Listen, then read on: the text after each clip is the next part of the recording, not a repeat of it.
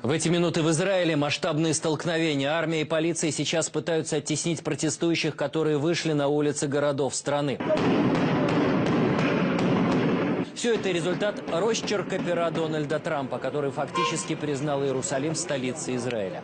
Решение президента США мир встретил с недоумением. Половина стран Совбеза ООН требует на завтра созыва срочного заседания. Реджеп Таyyip Эрдоган заявил, что Трамп просто поджег весь регион. Макрон выразил сожаление. Комиссар ЕС по внешней политике Могерини указала, что из-за позиции Вашингтона мир возвращается в темные времена. Против США неожиданно выступила даже верная союзница Британия. Глава королевского МИДа Борис Джонсон призвал главу Белого дома объяснить, как же теперь разрешить этот кризис. И как относиться к действиям Трампа? Такой вопрос сегодня пытались задать и Сергею Лаврову, который в Вене встретился с американским коллегой Рексом Тиллерсоном.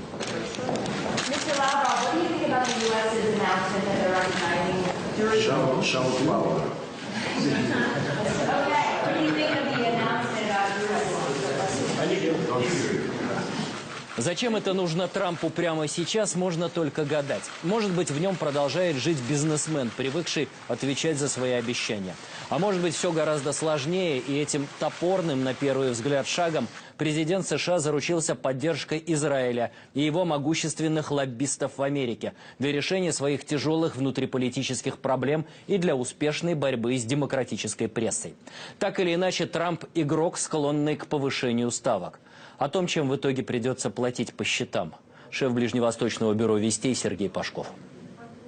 Уже утром в четверг въезды в Рамаллу, Вифлеем, Хеврон были перекрыты импровизированными баррикадами. Подростки собирали камни и жгли автомобильные покрышки. Шок от выступления Дональда Трампа сменился негодованием. В этот день в городах Палестины была объявлена бессрочная забастовка. Закрылись школы, университеты, государственные учреждения, магазины. Молодежь собиралась поблизости от израильских КПП. В пограничную полицию полетели камни. Израильский полицейский спецназ применил в ответ резиновые пули и слезоточивый газ. 10 пострадавших палестинских подростков у забора безопасности в Газе. Раненые в Хевроне и Шуафате. Ожесточенные столкновения начались в Вифлееме, где накануне в знак траура были погашены огни рождественской ели. Демонстранты рвали портреты американского президента, жгли звездно-полосатые флаги. В тот момент, когда столкновения с полицией начались в деревнях Восточного Иерусалима, а полиция применила спецсредства у шхемских ворот старого города, премьер-министр Израиля Биньямин Нетаньяху призвал и другие страны последовать примеру США, перенеся посольство в Иерусалим. Мы уже поддерживаем контакты с другими государствами, которые хотят принять аналогичное решение. И у меня нет сомнений, что как только американское посольство переедет в Иерусалим, и даже до этого многие другие посольства тоже переедут туда. Время пришло. Лидер радикального исламистского движения «Хамас» Исмаил Хания призвал палестинцев начать восстание, интифаду, которое уже заранее называют интифадой Эль-Кудс по арабскому имени Иерусалима. Мы должны призвать к началу интифады перед лицом сионистского врага. Надо позволить палестинскому народу выразить свой гнев и свою приверженность вечному праву на Иерусалим и на всю Палестину. Лидер Палестины Махмуд Аббас, назвавший демарш Трампа уничтожением мирного процесса, очевидно, не может и не хочет останавливать протест. Решение президента Трампа абсолютно неприемлемо. Мы считаем, что этим решением США ослабили свою политическую роль на Ближнем Востоке.